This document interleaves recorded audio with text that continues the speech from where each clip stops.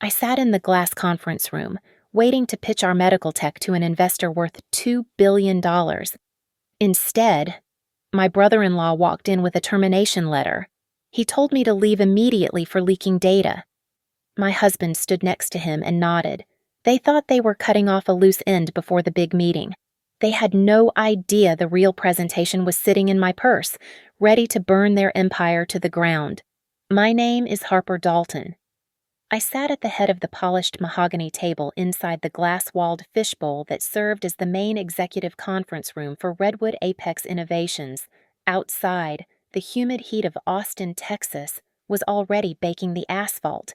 But inside, the air conditioning hummed at a frigid 68 degrees. I checked my watch. It was 1:45 in the afternoon. In 15 minutes, I was scheduled to demonstrate Project Helix Bridge to a venture capital firm looking to deploy $2 billion in capital.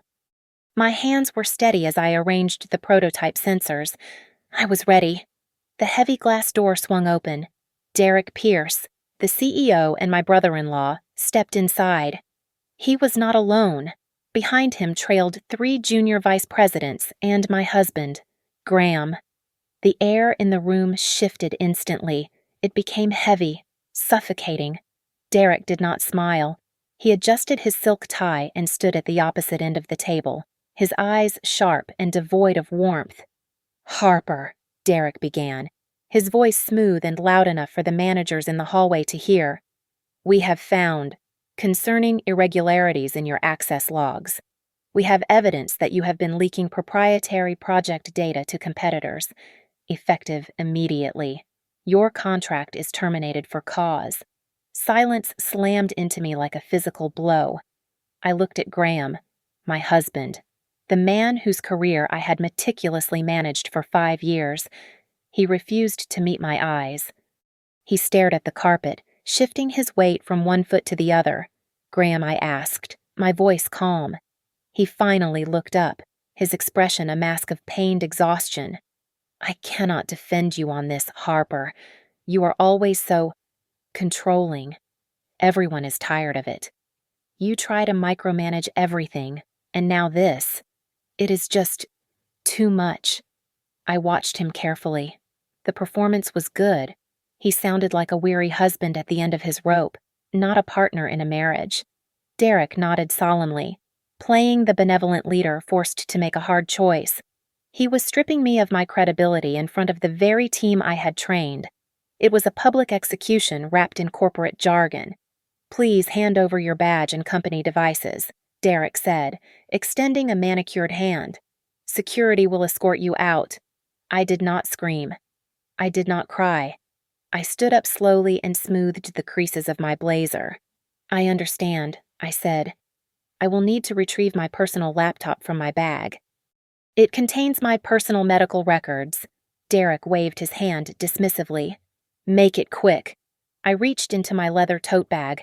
I bypassed the company tablet and wrapped my fingers around my personal laptop. Beneath it lay a thin, unmarked manila envelope. I pulled both out, sliding the envelope discreetly against the bottom of the computer so it remained invisible to Derek. As I zipped my bag, Graham's phone, which he had left face up on the table, lit up with a notification. It was a message from a group chat titled Exit Strategy. The preview text was clear enough to read from where I stood. "Fire her before investor arrives." Script followed. The final piece of the puzzle clicked into place. They were not just firing me. They were erasing me. They needed me gone before the money walked through the door so Derek could claim credit for the architecture I built. I slung my bag over my shoulder and looked Derek in the eye. "Thank you. I will leave according to protocol." I turned to the door. On the wall, the digital calendar glowed with the upcoming agenda item. 2:00 in the afternoon, Kestrel Ridge Partners presentation. They think they have removed the obstacle, I thought. But they just removed the safety rail. I pushed the door open and stepped into the hallway. The moment the glass barrier clicked shut behind me, sealing the brothers inside their echo chamber of victory, I pulled out my phone. I selected a contact I had saved simply as M.K. My thumbs moved across the screen. typing out a single message. "If you still want the truth, meet me in the lobby. 10 minutes. I hit send and walked toward the elevator. I was not leaving the building. I was just changing the venue. The elevator ride down gave me a moment to breathe, but my mind was traveling back in time. I remembered the night I met Graham at a charity gala in Dallas. He had been charming, the kind of man who looked you in the eye and made the rest of the room disappear. He remembered that I preferred sparkling water with lime, not lemon. He remembered the name of my childhood dog after hearing it once. He seemed like a man who listened, a man who paid attention to the things that mattered. I thought it was destiny. I did not realize then that it was just data collection. After the wedding, the dynamic shifted so slowly, I barely noticed the weight settling on my shoulders. I became the project manager of our existence. I filed the joint taxes. I bought the anniversary gifts for his parents and signed his name on the cards. I organized his schedule so he never missed a client dinner. I carried the invisible load of 2 lives while he coasted on the smooth pavement I laid down in front of him. I built the foundation so he could stand tall. Then there was Derek, the older brother, the CEO. He always played the part of the benevolent patriarch. He would pay for expensive dinners, but he served them with a side of subtle humiliation. I remembered a specific dinner where I politely sent back an undercooked steak. Derek had laughed, loud and boisterous, and addressed the table. "Harper is always so particular," he had said, shaking his head with a grin that didn't reach his eyes. "You have the patience of a saint, Graham. I don't know how you keep up with all the demands." In one sentence, he had framed my reasonable standard as a character flaw and my husband as a martyr. At Redwood Apex, the division of labor was even starker. Project Helix Bridge was my brainchild. I coordinated the engineering teams, I scrubbed the data sets, and I built the compliance architecture. Derek put on a suit and learned the buzzwords. He was the face, but I was the spine. For years, I was fine with that arrangement. I thought we were a team. But 8 months ago, the atmosphere changed. It started at home. Graham changed the passcode on his phone. He started taking his laptop into the bathroom for 40-minute showers. When I asked him about it, he would sigh, rolling his eyes like I was a nagging parent. "You are being paranoid, Harper," he would say, turning his back to me in bed. "You are always looking for problems where there aren't any." It is exhausting. At work, the walls started closing in simultaneously. Derek stopped inviting me to strategy meetings. He sent memos instructing all department heads that reports had to be vetted by him before reaching me. He called it streamlining communication. I saw it for what it was, a procedural theft of credit. He was erasing my fingerprints from the work I created. The breaking point came 3 weeks ago. It was 2 a.m. I had gone downstairs for a glass of water and heard Graham's voice drifting from the study. He was not whispering. He sounded relaxed, almost cheerful. "Just let her burn herself out," he had said into the phone. "If she explodes, it is even better. We can use the stress narrative."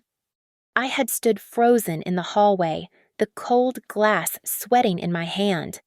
That was the moment the grief died and the cold logic took over. They were not just falling out of love with me or finding me annoying. They were actively writing a script where I was the villain. They were curating a reality where I was the unstable, controlling, paranoid wife and employee, while they were the long-suffering victims. I went back upstairs, but I did not cry. I opened my personal laptop. I did not write in a diary. Instead, I created a new encrypted folder. I named it Documentation. I told myself then, if this is a war of images, I will fight back with data. Every snide comment, every blocked access request, every gaslighting attempt went into that folder. I stopped being a wife trying to save her marriage. I became an investigator building a case. And now, as the elevator doors pinged open at the lobby level, I knew that folder was the only weapon I had left. The weeks leading up to my termination were not spent in ignorance. They were spent in the shadows of my own life, conducting a forensic audit of my marriage and my career. It started with the money. I sat at the kitchen island late one night, the blue light of the monitor illuminating the dark room. I pulled up the transaction history for our joint investment account. Graham had told me he was at a technology conference in Chicago for 3 days. I scrolled down to the dates in question. There were no charges for flights to O'Hare or dinners in the Loop. Instead, I found a charge for $3,000 at a boutique hotel in Napa Valley, followed by 2 charges for a luxury spa and VIP tickets to a wine tasting event. I dug deeper. I found a supplementary credit card attached to our joint limit that I had never requested. It was labeled under the name Household Operations. It sounded sterile, corporate, innocent. But the billing address was not our home. It was a post office box in Round Rock, just a few miles from the satellite office where Derek often held his private strategy meetings. Then came the credit report. I ran a full background check on myself and found an open line of credit I did not recognize. It was maxed out, used to purchase high-end furniture and electronics, all shipped to that same box in Round Rock. They were siphoning marital assets to fund a life I was not part of, all while parking the debt under my name. I did not confront him. I did not throw a wine glass against the wall. I took a screenshot. I downloaded the statements. I printed physical copies and scanned them into a cloud drive that neither Graham nor Derek knew existed. I ensured that nothing could disappear. The smoking gun, however, was not financial. It was digital. 2 days before the investor presentation, Graham made a careless mistake. He left his laptop open on the coffee table while he went for a run. I saw an email draft minimized in the corner of the screen. I touched the trackpad, my heart hammering against my ribs, and expanded the window. The subject line read, Timeline, Phase Plan. It was not a project management document for Redwood Apex. It was a project management document for destroying me. I read the bullet points, my blood running cold. Phase 1 distancing, minimize interaction, gaslight concerns. Phase 2, trigger, firing event before investor day. If Harper reacts, use as evidence of instability. Phase 3, victim narrative, present Graham as the supportive husband forced to make a tough call for the company. I took a photo of the screen with my phone. They had scripted my breakdown. They were counting on me to scream, to cry, to make a scene so they could point at me and say I was crazy. You want a reaction? I whispered to the empty room. I will give you a revolution. I went to work the next day with a singular focus. Derek had accused me of leaking data, so I decided to find the real leak. I used my administrator access to trace the metadata of the compromised files. The trail did not lead to my computer. It led to a burner email account accessed via a VPN, but the user had slipped up. One login attempt had occurred without the VPN, revealing the IP address. It was the IP address of Derek's vacation home in Lake Travis. Derek had leaked his own company's proprietary data to a competitor, just enough to cause a scare, and then framed me for it. But I found something even more damning in the document history of the Project Helix Bridge financial model. This was the crown jewel, the algorithm that justified the $2 billion valuation. I opened the version history. I saw the original creation date, tagged with my user ID. Then, I saw a modification made just 48 hours ago. The author field had been manually overwritten. My name was gone. In its place was Derek Pierce. He had not just stolen the code, he had stolen the authorship. He wanted to walk into that meeting with the investors and claim he built the engine that drove the machine. I saved the log files. I exported the original source code with the timestamps intact. I compiled every lie, every stolen dollar, and every fabricated report into a single dossier. As I closed the laptop, a cold realization settled over me. This was not just about greed. They do not just want to fire me, I thought, staring at my reflection in the dark screen. They want to steal the story of my life. I slipped the flash drive into my pocket. I was ready for the meeting. They thought they were the hunters, But they had just locked themselves in the cage with the predator. I sat across the desk from Naomi Vance in a minimalist office that smelled of espresso and old paper. Naomi was a legend in employment law, the kind of attorney you hired when you wanted to burn a bridge while standing safely on the other side. She flipped through the dossier I had compiled, the bank statements, the exit strategy timeline, the modified version history logs. She didn't gasp. She didn't frown. She just nodded, her face unreadable. She closed the folder and looked me in the eye. "Listen to me closely." "Harper," Naomi said, her voice low and steady. "You have enough here to bury them. But if you play this wrong, you will bury yourself instead. Do not scream. Do not threaten. Do not cry. Just turn on the lights. Legally." She pushed a legal pad toward me and uncapped a pen. "We are going to execute 3 moves immediately," she continued. "First, you are freezing your credit at all 3 bureaus. Second, you are moving exactly half of the joint liquid assets into a separate account at a different bank. Not a penny more. Not a penny less. And third, we are establishing a chain of custody for this evidence." I took the pen, my hand trembling slightly. They already maxed out a credit line in my name. "We will deal with the debt later," Naomi cut in. Sharp and precise. "Right now." "We stop the bleeding. I need you to send a formal email to Redwood Apex's legal department and human resources. Subject line: preservation of evidence. You will list the specific server logs, email threads, and document versions you know exist. Once that notice is sent, if they delete anything, that is spoliation of evidence. That turns a civil dispute into a criminal cover-up."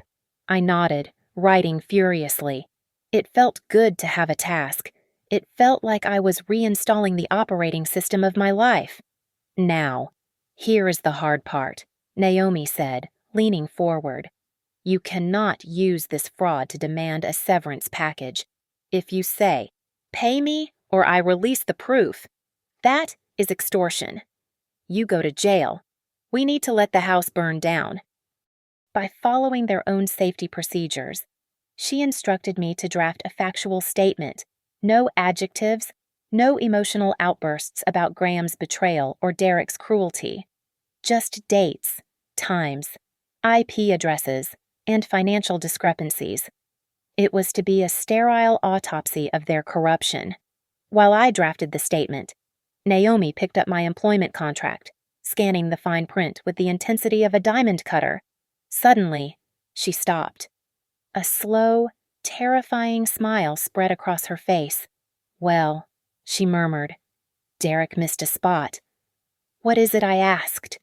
"Section 14, paragraph B," Naomi read aloud. "Creator attribution.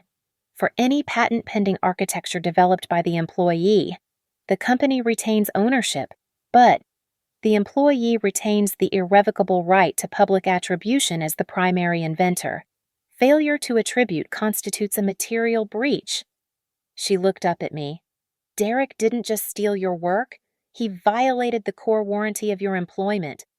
If he presents Project Helix Bridge to investors as his own design, he is not just lying, he is voiding the company's claim to the intellectual property."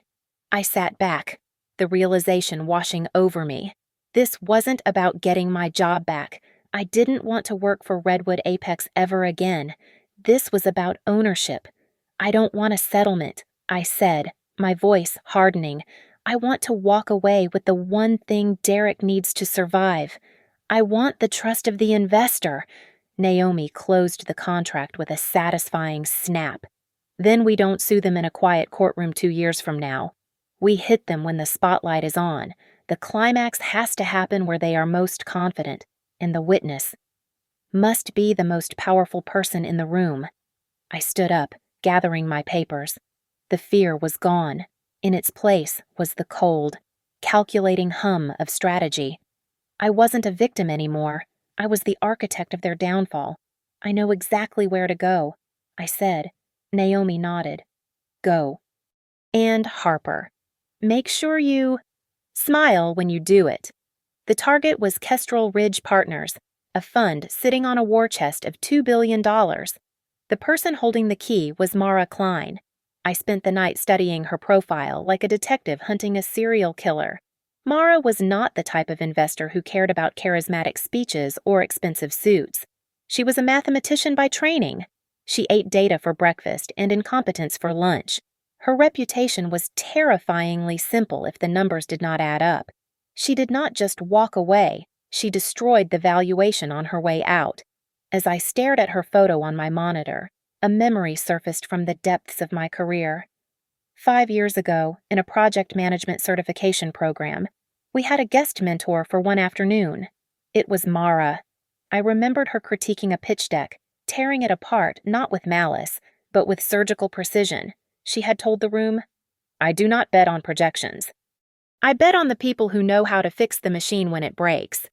That was my opening. Derek had anticipated a counterattack. Of course.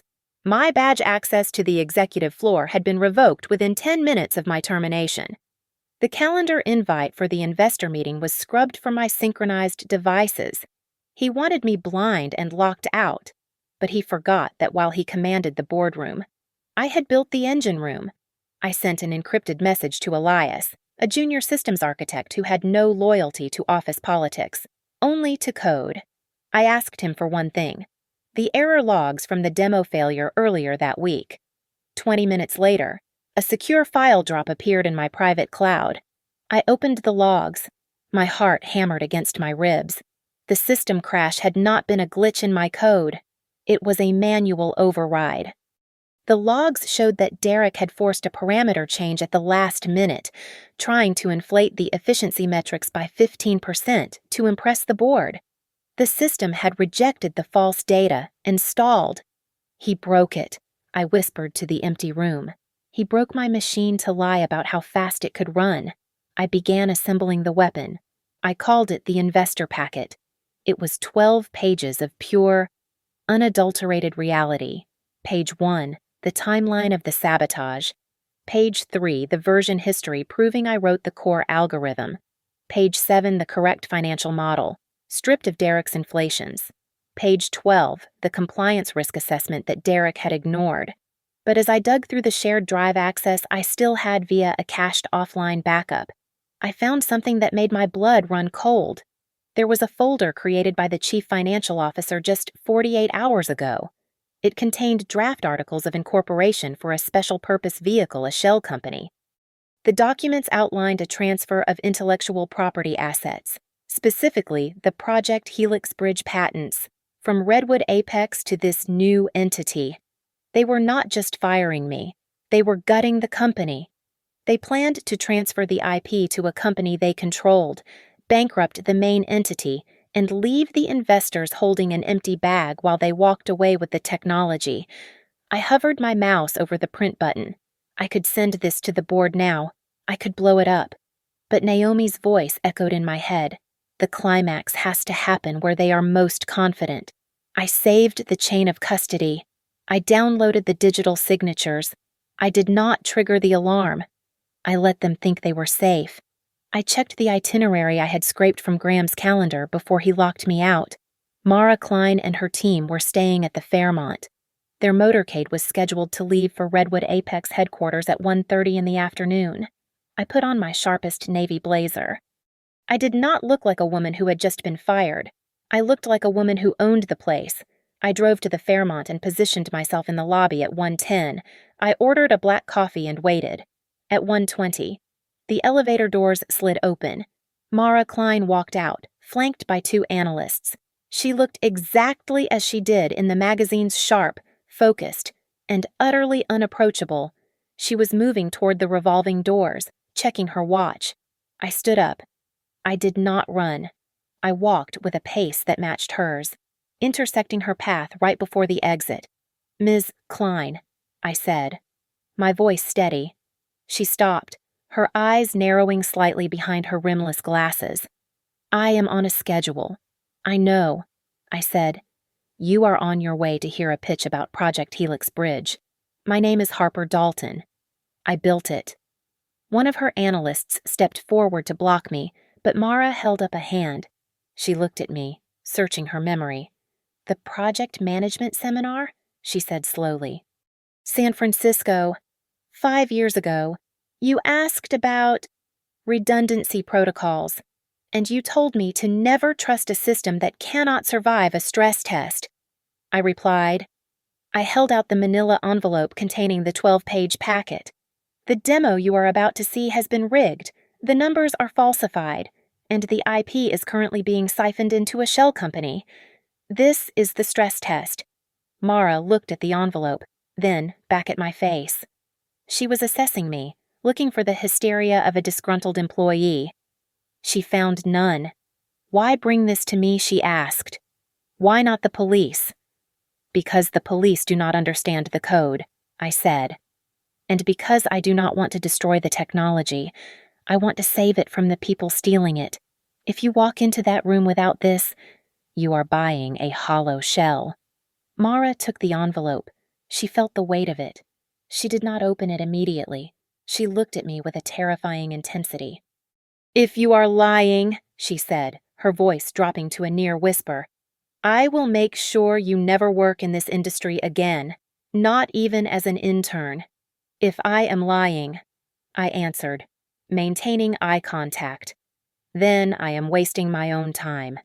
But if I am right, you are about to lose $2 billion. Mara stared at me for 3 seconds that felt like 3 hours. Then, she tucked the envelope under her arm. "You have 10 minutes, she said to me, gesturing toward the waiting car. "Convince me on the ride over. If you fail, I leave you on the curb." I picked up my bag. "I only need 5. The presentation began with the hum of the projector and the confident baritone of Derek's voice. He stood at the front of the executive boardroom, gesturing toward the screen where my life's work was displayed in high definition. Every slide, every graph, every projection was mine, but my name had been scrubbed from the footer. He moved through the deck with the ease of a man who believed his own con, claiming the proprietary algorithms as his personal innovations. I sat in the back row, relegated to a folding chair set up for support staff. It was a deliberate placement, designed to make me feel small, to remind me that I was no longer a player at the table. Mara Klein sat at the center of the mahogany table. She was perfectly still. She did not nod. She did not smile. She simply took notes with a fountain pen, her eyes flicking between Derek and the screen. Derek mistook her silence for awe. I knew better. She was not impressed. She was hunting for a pulse. "And now," Derek announced, his chest puffing out slightly, "we will demonstrate the live capability of the Helix Bridge sensor array. As you will see, our latency is practically non-existent." He tapped the enter key to launch the demo. This was the moment. I watched the load bar fill. This was the version Derek had forced the engineering team to overclock, boosting the data processing speed beyond safe limits to dazzle the investors. The screen flickered. The data stream started to populate, but then it stuttered. A buffer wheel spun for 3 agonizing seconds. The biometric readings on the screen lagged behind the physical sensor input. It did not crash, but it wobbled. In the world of medical technology, a wobble is a death sentence. Mara stopped writing. She slowly placed her pen on the table and folded her hands. The silence in the room became deafening.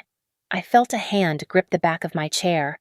I turned to see Graham crouching beside me, his face pale and sweaty. "Stop it," he hissed, his voice trembling with panic. "Whatever you are doing, stop it right now. You are just proving that you are bitter and unstable." He thought I was hacking the system from my phone. He truly believed I was the villain of his story. I looked at him, feeling a strange sense of pity. "I am not breaking it, Graham. I am fixing it." I stood up. The sound of my chair scraping against the carpet was loud enough to make heads turn. Derek froze mid-sentence, his eyes widening in alarm. He looked like a deer caught in headlights, terrified that I was about to scream or throw a shoe. "Mr. Pierce," I said. my voice projecting clearly to the front of the room. It appears the system is struggling with the forced overclocking parameters. If you will allow me, I can recalibrate to the stable baseline. It was a trap, and Derek knew it.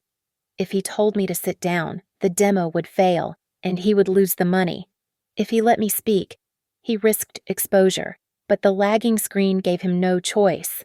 Fine, Derek snapped, trying to sound authoritative but failing. Make it quick. I walked to the console. I did not look at the audience. I typed a command sequence I had memorized months ago. I bypassed the flashy, unstable interface Derek had commissioned and opened the command terminal. Revert to last stable build. Author H. Dalton. Override. Admin D. Pierce. It took exactly 90 seconds. I hit enter. The screen behind me flashed black, then rebooted instantly. The terminal log remained visible for 5 seconds before the interface loaded. In bright white text against the black background, the system broadcasted the truth to the entire room. Warning: unstable configuration by user. Derek Pierce, disabled. Restoring architecture by user. Harper Dalton. The gasp from the CFO was audible. Derek turned to the screen, his face draining of color as he realized what the projector was showing. The system hummed to life, now running smooth, fast, and flawless. The lag was gone. The data flowed like water. I stepped away from the keyboard and turned to face the room. Mara Klein was no longer looking at the screen. She was looking at me. She picked up her pen again, but she did not write. She leaned forward, her gaze piercing through the corporate theater Derek had tried to stage. "The person who just fixed the system," Mara said, her voice quiet but carrying the weight of a gavel striking a sounding block. "Is she the person who created it?" The silence in the boardroom was absolute. The projector fan whirred overhead. The only sound in a room full of people who had just watched the CEO get caught in a lie by his own software. Derek recovered first, or at least he tried to. He plastered a strained smile onto his face and clapped his hands together, the sound sharp and jarring. "Well," Derek said, his voice a little too high, a little too brittle. "Technology. It always has its quirks, doesn't it? But as you can see, we have redundancies in place. Why don't we move to the executive lounge? I believe the catering team has prepared some excellent hors d'oeuvres, and we can discuss the financials in a more comfortable setting." He was trying to herd the sheep away from the slaughterhouse. He gestured frantically for the door, trying to physically usher Mara Klein out of the room before the reality of what just happened could settle in. I did not move. I stayed by the console, my hand resting on the keyboard. "I have a question." "Derek," I said. I did not shout. I spoke with the level, modulated tone of someone conducting a quarterly review. If I was terminated for gross negligence and data leaks, why was I fired exactly 6 hours before the most important meeting in company history? And why am I the only person in this building who knew how to make the system work? Derek's smile faltered. "Harper, this is neither the time nor the place to air personal grievances. We will discuss your severance later. Actually," a voice spoke up from the side of the room. It was David, a senior systems analyst who had worked under me for 3 years. He was looking at his phone, his face pale. "She is right. The all-staff notification about Harper's termination went out at 8:07 this morning.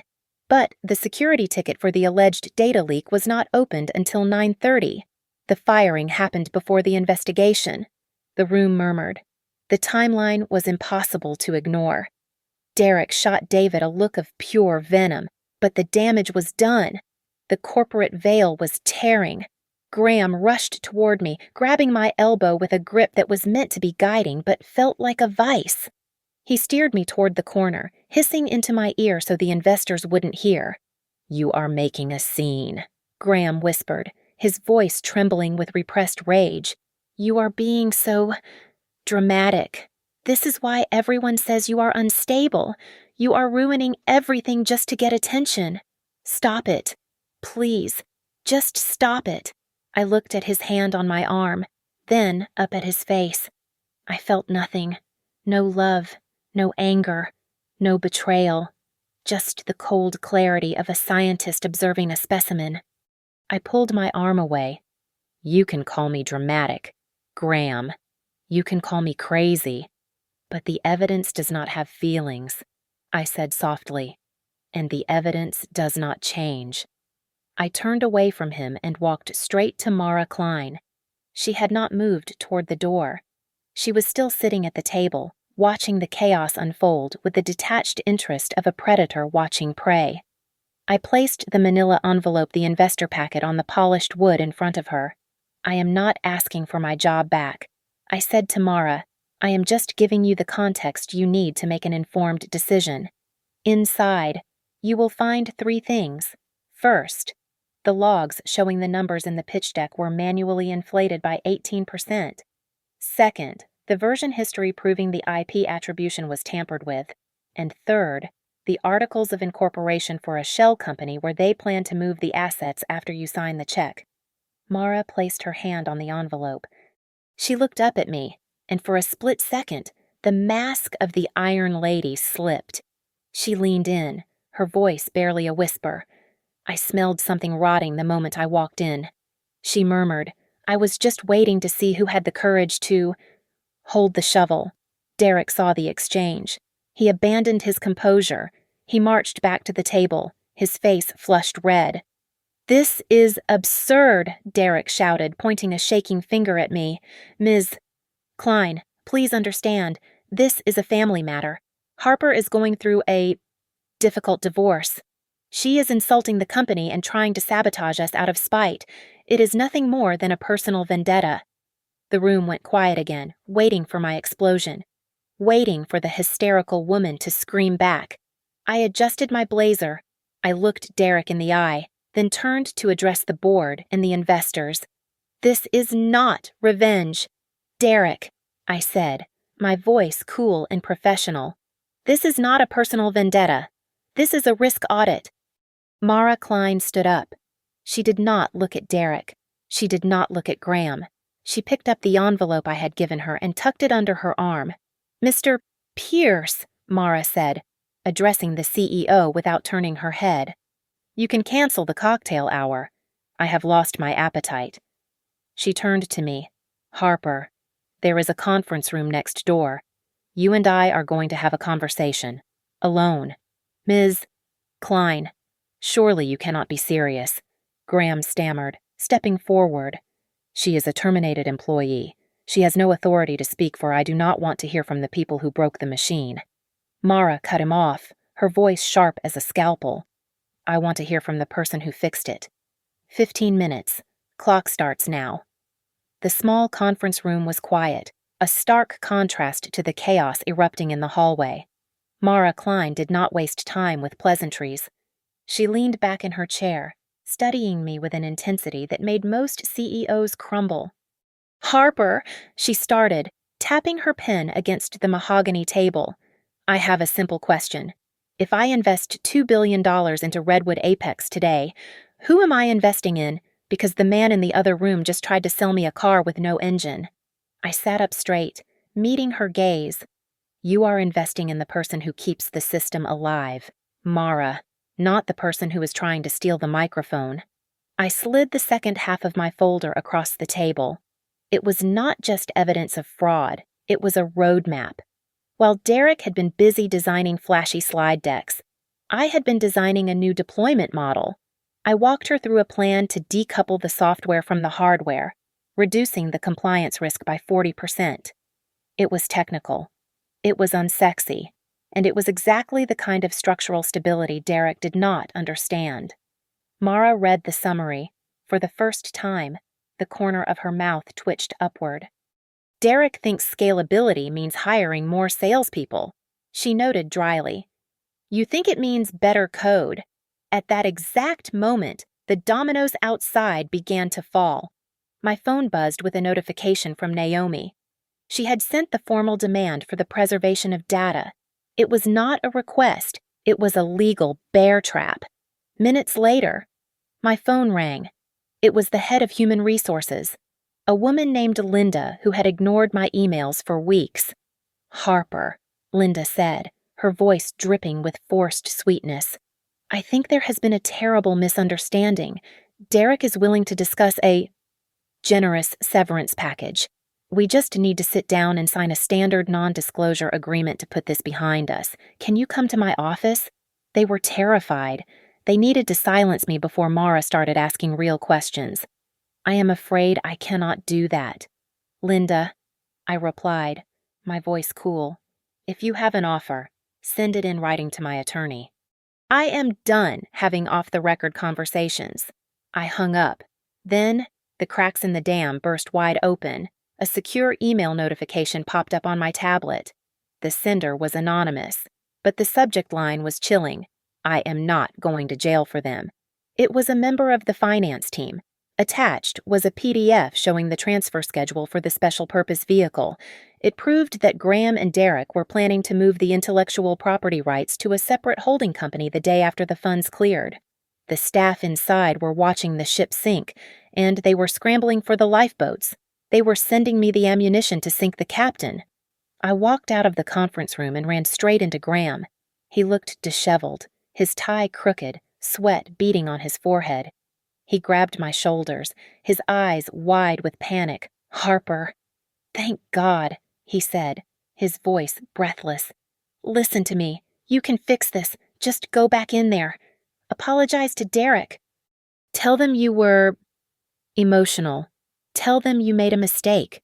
We can save the deal. Think of our family." I looked at his hands touching my blazer. I felt a wave of nausea, followed by absolute clarity. "Family." I asked, "Is that what this is? I just need you to be quiet for this week," Graham snapped, his mask slipping for a split second to reveal the desperation underneath. "Just get us through the funding round.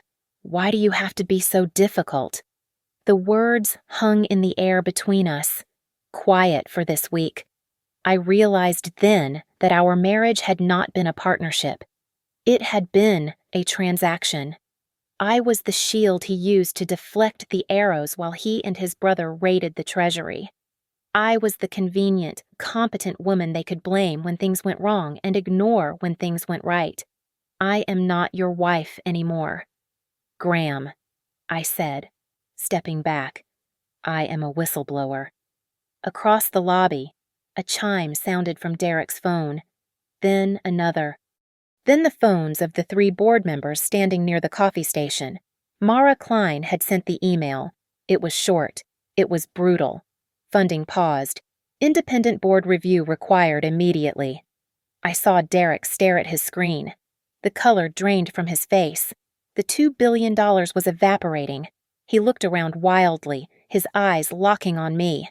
He started shouting orders to his assistant, demanding an emergency full board meeting in the executive suite immediately. He thought he could spin this. He thought he could charm his way out of the corner I had painted him into. He did not know that I had already printed copies of the anonymous finance report. I checked my watch. It was time. I smoothed my skirt and began walking toward the elevator. I was not going home. I was going to the board meeting, and I was bringing the truth with me. The boardroom on the 42nd floor was an arena of glass and steel, offering a panoramic view of the Austin skyline that usually signaled limitless power. Today, it felt like a cage. The air was recycled and cold, vibrating with the tension of $2 billion hanging by a thread. Derek entered last, flanked by the chief financial officer. He walked with the swagger of a man who believed he could bend reality to his will. He slapped a file onto the center of the polished table. "This," Derek announced, his voice booming with performative regret, "is the termination letter for Mrs. Dalton. As you can see, we identified her as a security risk days ago. Her presence here is nothing more than a desperate attempt to sabotage the funding round because of domestic instability." He looked at me with a pitying shake of his head, trying to cast me as the jilted sister-in-law acting out. Mara Klein did not look at the file. She sat next to a man in a sharp gray suit, her fund's general counsel. She kept her hands folded on the table, her expression unreadable. "I am not interested in your HR drama." "Mr. Pierce," Mara said, her tone slicing through Derek's bluster. "I am interested in the asset. Show me the chain of creation for Project Helix Bridge. If you own it, the metadata will prove it." Derek nodded eagerly. "Of course." He slid a glossy report across the table. "Here is the development log, verified by our CTO." I stood up. I did not ask for permission. I walked to the main console and plugged in my drive. "That is a PDF export," I said, my voice steady. "It is a picture of a document. If you want the truth, you look at the source code." The chief financial officer jumped up. "Ms. Klein, we cannot allow an unauthorized external drive on our network. This is a violation of sit down," Mara commanded. She did not raise her voice, but the command carried the weight of a firing squad. "I am preparing to write a check for $2 billion. I have the right to hear the full sentence." The CFO sank back into his chair. I pulled up the version history on the main screen. It was a simple, brutal list of timestamps. I pointed to the entry at the very top. "This is the core algorithm," I explained. "And here, highlighted in red, is the edit history. You can see that the author field was manually overwritten by user account Deep Pierce yesterday at 4 o'clock in the afternoon." The room went deadly silent. The timestamp was damning. It was exactly 24 hours before the investor meeting.